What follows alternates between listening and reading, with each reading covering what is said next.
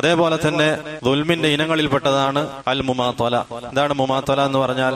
അതായത് ഒരാൾ ഒരു സഹോദരന്റെ അടുത്ത് കടം വാങ്ങി, ആ കടം അതിനൊരു പരിധി നിശ്ചയിച്ചു. ആ കടം നാളെ വീട്ടാം, ആ കടം നാളെ തിരിച്ചു നൽകാം, നാളെ ആയി കഴിഞ്ഞപ്പോ അടുത്ത ദിവസം നൽകാം, അല്ലെങ്കിൽ ഈ ആഴ്ച എന്തായാലും നൽകാം, അല്ലെങ്കിൽ അടുത്ത മാസം തരാം, അങ്ങനെ അടുത്ത വർഷം, അങ്ങനെ നീട്ടിക്കൊണ്ടുപോകും. അതാണ് മുമാത്തല എന്ന് പറയുന്നത്. അത് ദുൽമിൽപ്പെട്ടതാണ്. അൻ യുമാത്തുൽ ഇൻസാനു വലാ യുഅദ്ദിൽ ഹുഖൂഖ അല്ലതി അലൈഹി കദ്ദൈനി മസലൻ ഖാല അലൈഹി സ്വലാത്തു വസ്സലാം മത്ലുൽ ഗനിയ്യി ദുൽമുൻ മത്ലുൽ ഗനിയ്യി ദുൽമുൻ.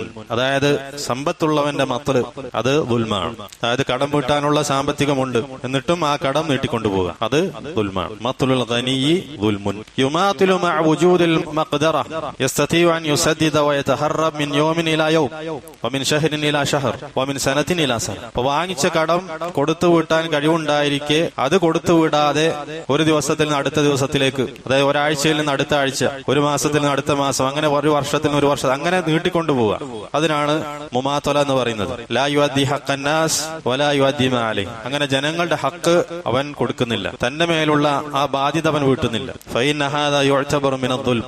അത് ദുൽമിൽപ്പെട്ടതാണ്. ഖാല അലൈഹി സ്വലാത്തു വസ്സലാം മത്ലുൽ ഗനിയ്യി ദുൽമുൻ.